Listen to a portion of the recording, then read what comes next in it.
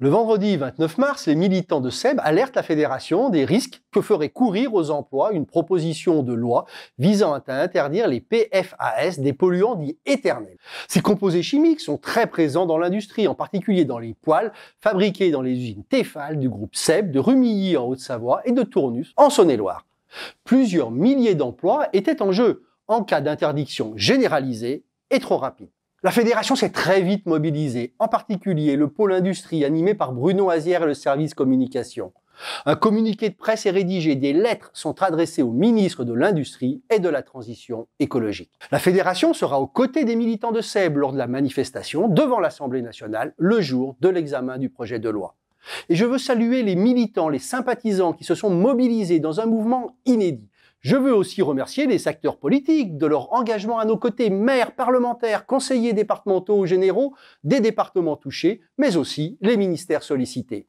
La mobilisation a été bénéfique puisque les articles culinaires sont exclus de la proposition de loi. Cette victoire pour l'emploi n'est pas une défaite pour l'environnement. Mais il ne fallait pas anticiper, surtransposer en France une décision européenne alors que toutes les études sanitaires ne sont pas achevées ou n'ont pas démontré la toxicité des produits employés chez SEB. Il y a des milliers de PFAS avec des risques très variables. Il faut laisser le temps à l'entreprise de faire le travail nécessaire et serein pour assurer une transition juste. Nous nous assurerons côté CFE-CGC que le groupe SEB répondra aux exigences environnementales et sociales à venir.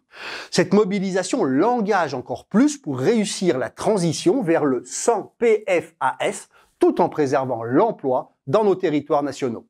Cet exemple illustre la difficulté à mener à bien la nécessaire transition écologique sans sacrifier notre industrie. Et pour cela, la CFE-CGC s'appuie sur quelques principes.